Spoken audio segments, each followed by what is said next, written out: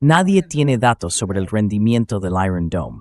El Iron Dome debería tener una gran cantidad de datos de rendimiento obtenidos de los radares para demostrar que ha estado interceptando cohetes de artillería, y nadie en el gobierno de Estados Unidos tiene esos datos. Entonces, ¿por qué estamos gastando miles de millones de dólares? De hecho, con el sistema Patriot, probablemente hayamos gastado cerca de $1 billón en las unidades Patriot que han sido vendidas por Raytheon y Lockheed Martin. Y estos sistemas han hecho casi nada en cuanto a interceptar misiles balísticos. Son muy eficaces contra aviones. Así que, bueno, hice una broma.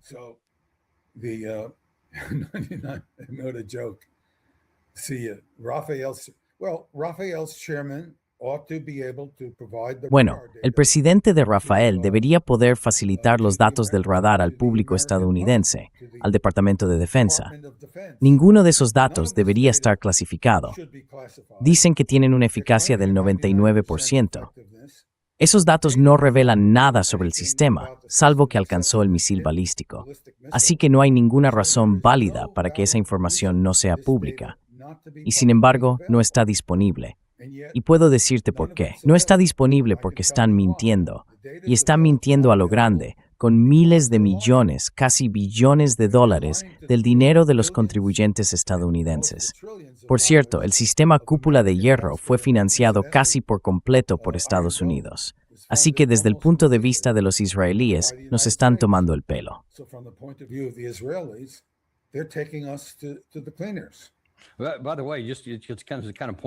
Por cierto, hay algo bastante significativo aquí.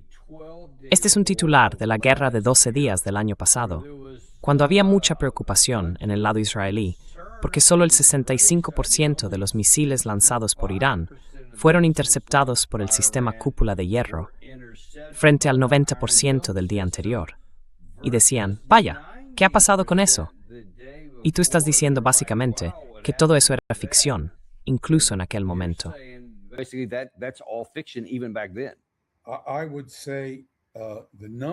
Yo diría que el número, si estamos hablando de misiles balísticos de largo alcance, no de cohetes de artillería, el número tiene que ser 0. Tiene que ser 0. El sistema Cúpula de Hierro está diseñado para interceptar cohetes de artillería que alcanzan velocidades de entre 200 y 300 metros por segundo. Los cohetes de largo alcance que llegan directamente desde Irán, los misiles con un alcance de 1000 kilómetros, viajan a una velocidad de 3 kilómetros por segundo. No hay manera, ninguna, ni siquiera con el cálculo teórico más optimista, de que un interceptor de la Cúpula de Hierro tenga la menor posibilidad de... Bueno, sería como salir ahí fuera con una pistola de aire comprimido. Tendrías prácticamente las mismas probabilidades de interceptar uno de esos misiles iraníes de largo alcance. Así que cualquier afirmación que diga que el número es mayor que 0, en al Cúpula de Hierro, los misiles balísticos de largo alcance, es incendiarse. Is absolutely a farce. So, what the people... Lo que han estado haciendo las personas que mienten al público estadounidense, y eso incluye también a los israelíes, es, bueno, esto se acerca más a lo que podría ser la verdad, porque los misiles de Hezbollah son cohetes de artillería de corto alcance. El sistema Cúpula de Hierro está diseñado para interceptar ese tipo de cohetes. Ahora bien, las pruebas indican que la tasa de interceptación contra esos cohetes de artillería también está muy por debajo del 5%. Di una charla, creo que fue en Deep Dive, hace ya bastante tiempo. Sé que es un tema complicado de entender, así que comprendo por qué cuesta, pero podría volver a dar esa charla. En el caso de la Cúpula de Hierro, frente a los cohetes de artillería, que son objetivos mucho más simples de interceptar, mapan que alcanzarlos con un porcentaje alto, tal vez un 2 o 3%.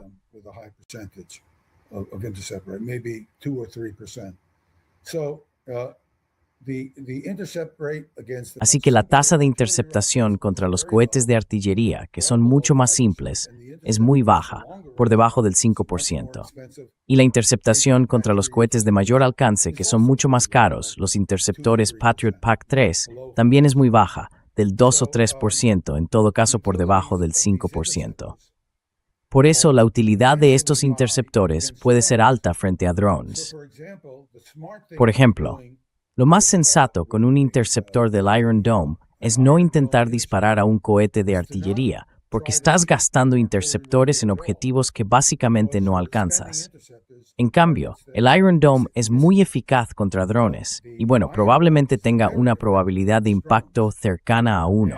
Es decir, probablemente tenga una probabilidad de impacto de 0,9 contra un dron, que no es un objetivo subsónico, sino supersónico, aunque vuela a unos 200 o 300 metros por segundo, que está cerca de la velocidad del sonido. 200 to 300 meters per second, which is close to supersonic.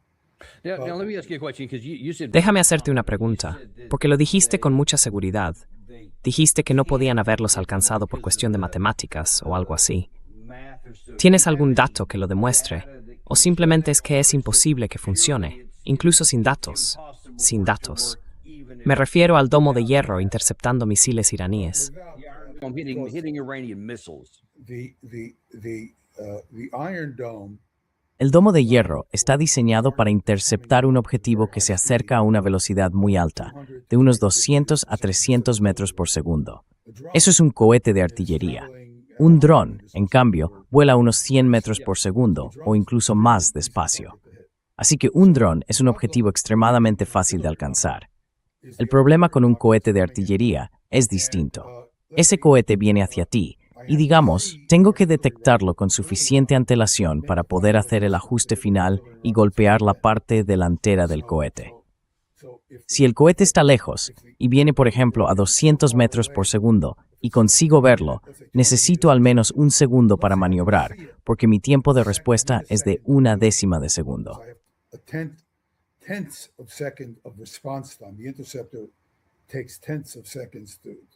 El interceptor tarda décimas de segundo en poder maniobrar. Así que, digamos que necesito un segundo para hacer el ajuste final y golpear la parte delantera. En un segundo, recorro unos 200 metros. Si puedo verlo a una distancia de 200 metros, entonces tengo tiempo para intentar ajustar y alcanzarlo. Ahora bien, si el objeto se acerca a 3.000 metros por segundo, un segundo antes de impactar, está a 3.000 metros de distancia. En ese punto ni siquiera puedo verlo. No tengo ninguna posibilidad de interceptarlo. Es como si pudieras ver una bala venir hacia ti desde 1 milla de distancia. Tendrías una fracción de segundo para moverte un poco, quizá para apartarte de su trayectoria. Pero en realidad no la ves hasta que te alcanza.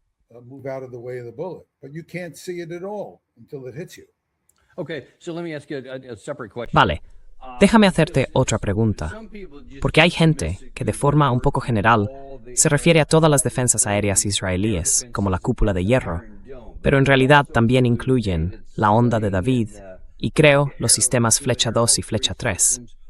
Están diseñados para interceptar misiles balísticos. Y si es así, ¿qué eficacia han tenido?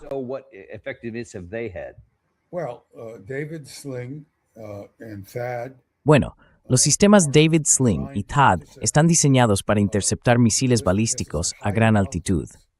Ahora, la ventaja de interceptar a mayor altitud es que, allí arriba, la densidad del aire no es tan alta, así que el objetivo no maniobra tanto solo por las oscilaciones en el aire. Si el misil se tambalea un poco, no maniobra tanto, porque no hay grandes fuerzas aerodinámicas actuando. Cuando yo me tambaleo, genero sustentación en el cuerpo y empiezo a maniobrar. Pero si me tambaleo en el vacío, da igual, simplemente sigo tambaleándome. El problema es que aunque el misil se tambalee, y eso es lo más probable, yo tengo que acertar en la parte delantera del misil. Tengo que ser capaz de localizar dónde está para poder golpearlo. Si acierto en la parte trasera, no destruyo la cabeza de guerra, y esa cabeza acaba cayendo al suelo. Así que veamos esto con un ejemplo. Tenemos un caso cortesía de Lockheed Martin. Lockheed Martin nos ha proporcionado este material. Vamos a la diapositiva 46. Let's go to slide 46.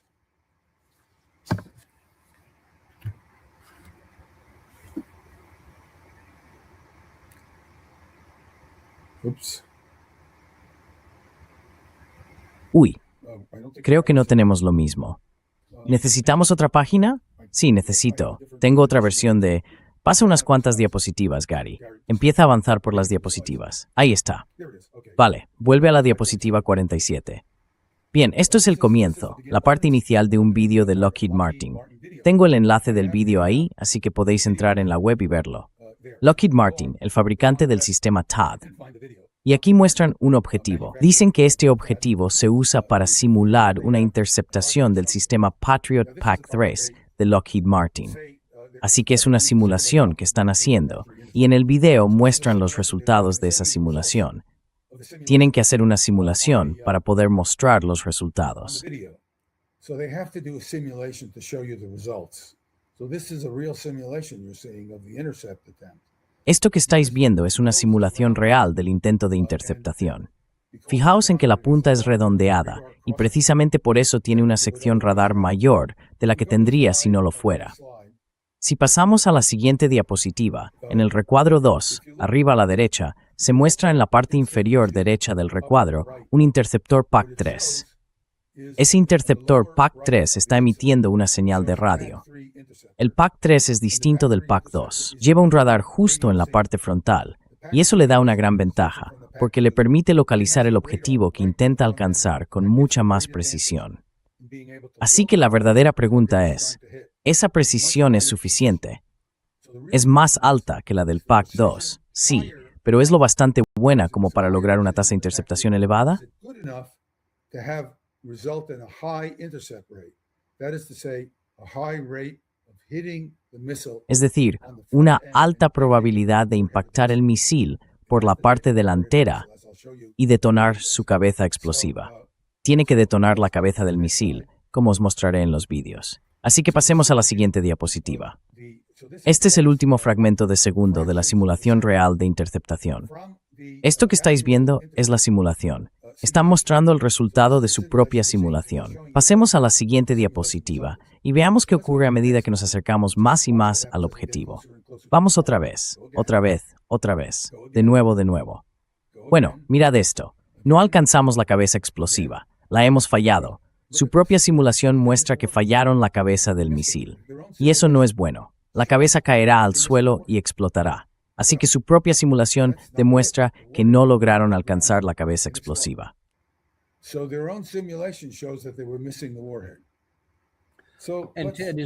Y Ted, están diciendo algo así como que, bueno, quizá no alcanzamos la cabeza nuclear, pero sí el motor del cohete, así que no va a llegar al objetivo, solo va a caer en algún sitio. ¿Eso es lo que están afirmando?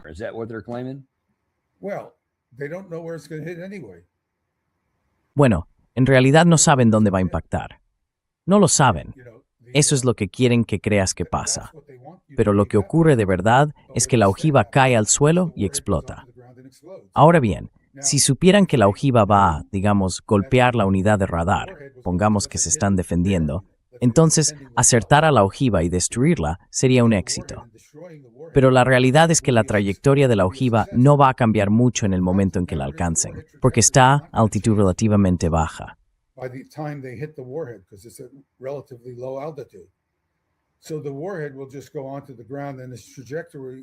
Así que la ojiva simplemente caerá al suelo y su trayectoria no cambiará de forma sustancial. Si iba a dar en el objetivo, o incluso si iba a fallar por poco, podría acabar impactando igual. Así que el hecho de no haber destruido la ojiva no significa que hayas salvado el objetivo. Hay que destruir la ojiva. Es absolutamente necesario destruir la ojiva. Lo que han hecho es redefinir la tarea para que parezca mucho más sencilla, pero en realidad no tiene sentido. Lo más simple, lo que quieren, es lanzar el misil. Pero golpear el misil no impide que la ojiva caiga al suelo, ni cambie su trayectoria de forma significativa. Así que hay que...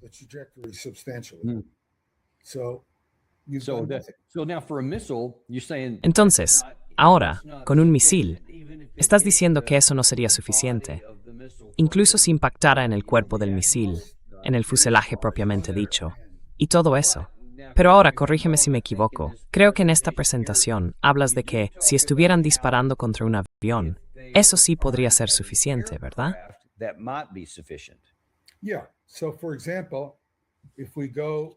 Sí, por ejemplo, si vamos a la diapositiva 4, vamos a la 4. Aquí vemos un Patriot acercándose a un avión y se puede ver en la parte inferior derecha cómo el interceptor Patriot explota en la parte trasera del avión, justo donde está la cola. Ahora, si pasamos a la siguiente diapositiva, se ve cómo el avión entero se desintegra y, bueno, está claro que fue un impacto exitoso. Pero vayamos a la siguiente, la diapositiva 6. Una más, otra más. Uy, creo que tengo...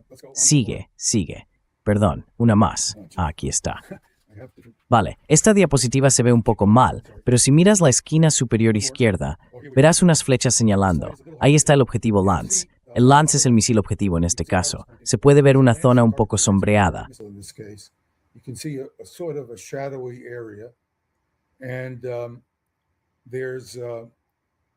Y ahí se ve un Patriot aproximándose, señalado, aunque es muy difícil de distinguir, y una estela muy tenue del Patriot. En la siguiente imagen, a la derecha, se ve la explosión del Patriot. No se aprecia que esté alcanzando al misil Lance, pero según la definición que están usando, en realidad lo ha interceptado. Dañó al misil Lance. De nuevo, aquí tenemos la estela del Patriot. Pero ahora, en esta tercera imagen, abajo a la izquierda, se ve algo que emerge de la nube de restos.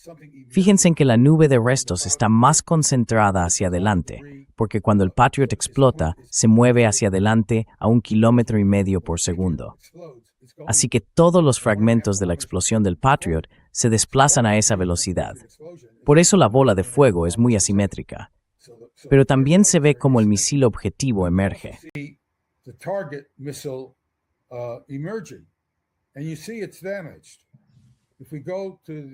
Y se ve que está dañado. Si pasamos a la siguiente diapositiva, y tengo copias originales que puedo enviar a quien le interese, se puede ver claramente que en la parte delantera, ese pequeño objeto que no se distingue bien en el video, en la cámara, se aprecia que el misil Lance está ligeramente desviado de su trayectoria. Si vamos a la siguiente diapositiva, donde mostramos más detalles, aquí se ve un primer plano del Lance cayendo más tarde. Se puede ver que el misil Lance está casi perpendicular a su dirección de movimiento. Y si tuviéramos el video, se vería que está girando un poco. Pues bien, este misil, si hubiera impactado en el suelo y explotado, no habría sido una interceptación exitosa en cuanto a evitar daños en el terreno bajo el punto de impacto. Fíjense en la última diapositiva de este video, que fue producido por Raytheon.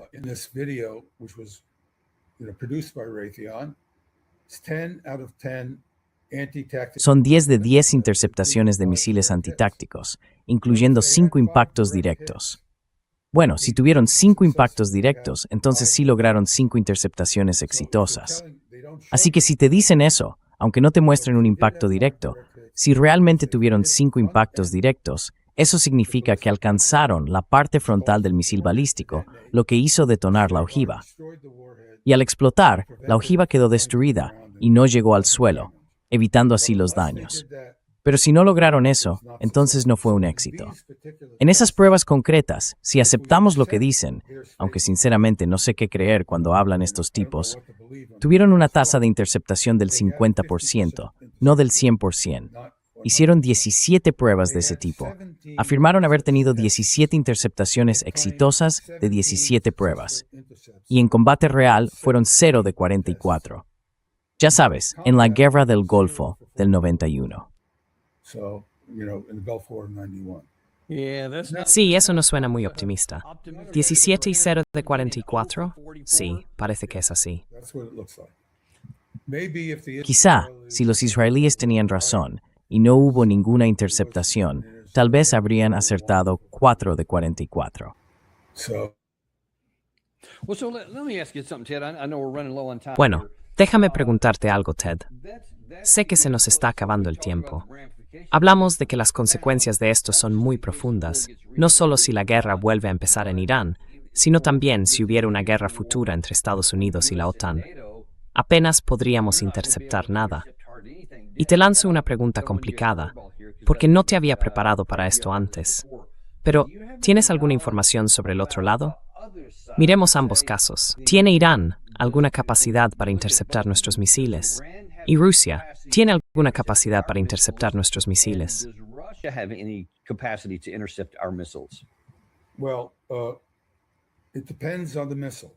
Bueno, depende del misil.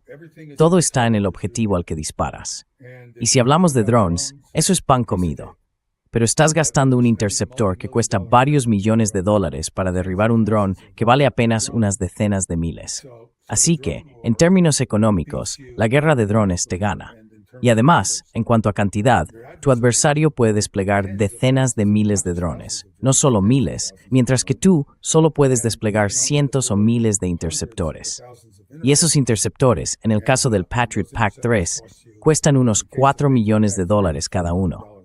No puedes permitirte gastar 4 millones para derribar un dron de 30,000. Aunque seas mucho más rico que tu adversario, simplemente no tiene sentido.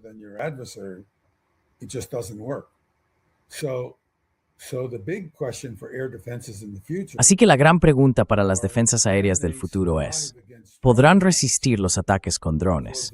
Porque un dron lleva suficiente munición, suficiente explosivo en la cabeza de guerra, como para destruir el radar.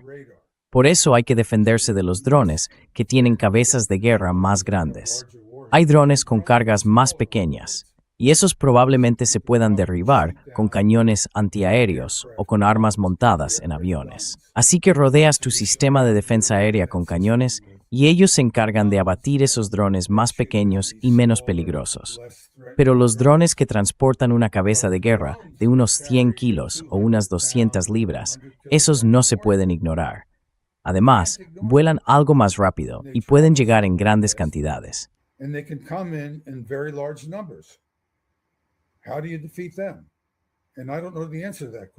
¿Cómo se les derrota? Pues no lo sé. No tengo la respuesta a esa pregunta. Creo que tengo una sugerencia, pero explicarla llevaría demasiado tiempo ahora. He estado intentando que la gente dentro del sistema investigue esa posibilidad, porque mi propuesta puede que no funcione. Dependerá de la tecnología, del nivel de sofisticación de la tecnología disponible. Pero en cualquier caso, creo que las defensas aéreas serán activos de dudoso valor en el futuro. Entre la amenaza de los drones, que las saturan con un gran número de atacantes baratos, y la amenaza de los misiles balísticos que no pueden interceptar, ¿qué utilidad tiene una defensa aérea?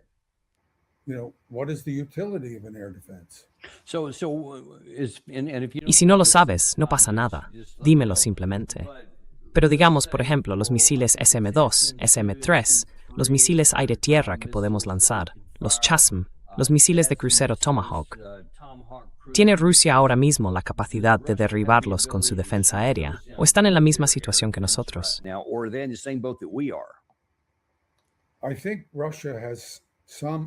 Creo que Rusia tiene cierta capacidad para derribar algunos de esos misiles. Por ejemplo, tuvieron mucho éxito contra los ATACMS. Ahora bien, la razón por la que tuvieron éxito contra los ATACMS es que en realidad no son misiles balísticos puros. El ATACMS primero vuela siguiendo una trayectoria balística y luego vuelve a entrar en la atmósfera y se convierte en una bomba planeadora. A partir de ahí, planea hacia el objetivo y va reduciendo la velocidad mientras planea. Ya sabes, utiliza la sustentación y la resistencia del aire. Cuando empieza a acercarse al objetivo, viaja a una velocidad de aproximadamente 1 kilómetro por segundo. Y a esa velocidad, se trata de un misil balístico que está dentro de la capacidad de los interceptores rusos más avanzados para detectarlo a suficiente distancia y poder ajustar su trayectoria para alcanzarlo.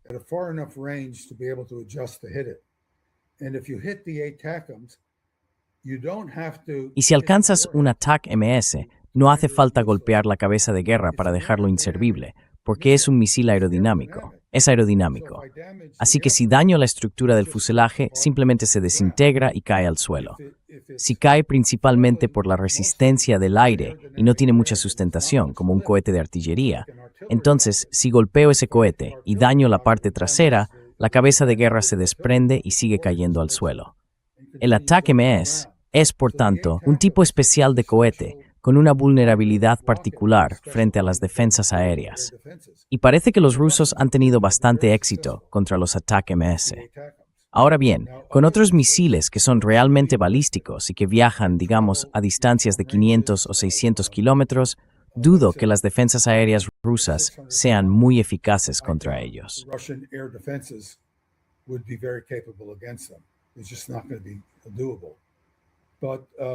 Simplemente no va a ser posible.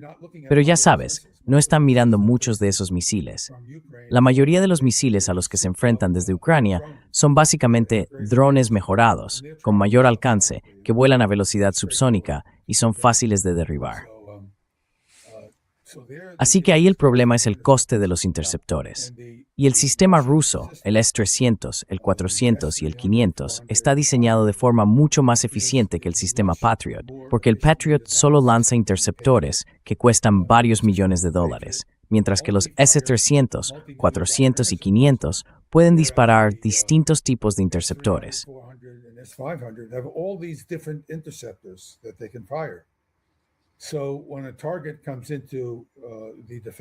Así que, cuando un objetivo entra en el rango de defensa de uno de los S-500, los sistemas de defensa aérea rusos, ellos dicen, eso es un dron. Podemos usar un interceptor relativamente pequeño, no muy caro para derribarlo, o incluso podríamos usar un cañón, porque el sistema está distribuido. Tiene todo tipo de dispositivos para abatir objetivos y está conectado mediante comunicación entre todos esos equipos. De ese modo, pueden elegir el sistema menos exigente para interceptar el dron. Aún así, siguen en desventaja, porque la cantidad de drones es enorme, pero no se acerca ni de lejos al problema que tenemos con el Patriot.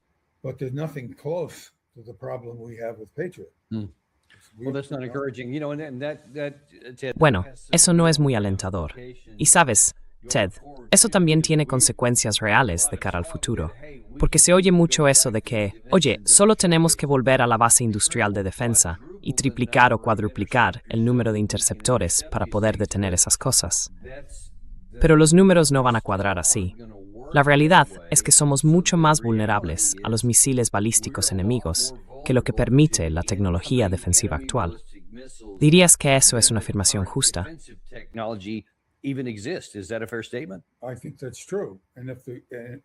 Creo que eso es cierto. Y si los misiles balísticos tienen un alcance de entre 600 y 1000 kilómetros, entran en la atmósfera a una velocidad tal que un interceptor de defensa aérea, incluso modificado para poder interceptar un misil balístico, simplemente no puede maniobrarlo bastante rápido ni detectar el misil entrante con suficiente antelación y resolución como para alcanzarlo en la parte frontal con una alta probabilidad. En resumen, la probabilidad no supera el 2 o el 3%.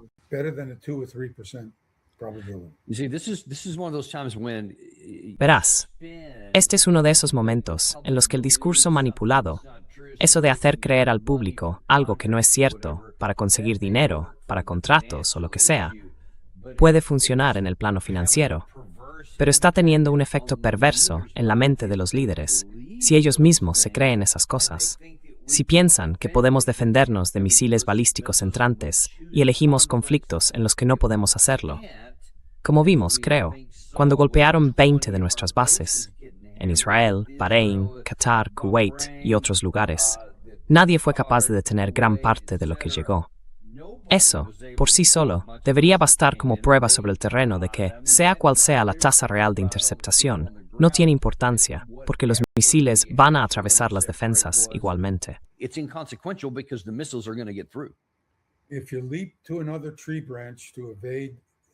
Si saltas a otra rama para escapar de un depredador y resulta que no está ahí porque calculaste mal o no llegas porque pensaste que podías saltar mejor, no llegas a tener descendencia, ¿sabes? Pues estamos en una situación parecida, ahora, en lo que se refiere a las defensas aéreas. Si seguimos así, tenemos que buscar soluciones. Yo estoy abierto a eso. Estoy intentando poner a prueba el sistema por todos los medios posibles. Esa es parte de la razón por la que estoy recibiendo información de gente dentro del Pentágono y de otros lugares. He conseguido, tengo que ser muy prudente con esto, pero estoy intentando introducir esta idea para que el Pentágono pueda analizar si la contramedida en la que estoy pensando tiene alguna posibilidad de funcionar.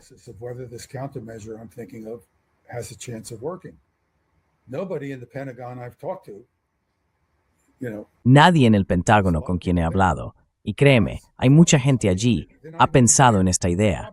Ni siquiera son conscientes del problema. Y el contratista se lo está ocultando.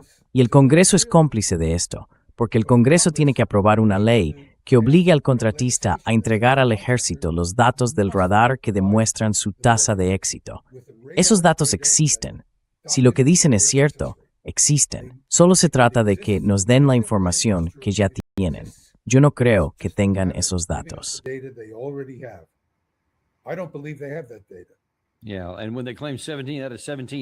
Sí, y cuando dicen que 17 de 17 pruebas salieron bien, pero luego 0 de 44 en situaciones reales, creo que todos entendemos lo que eso significa.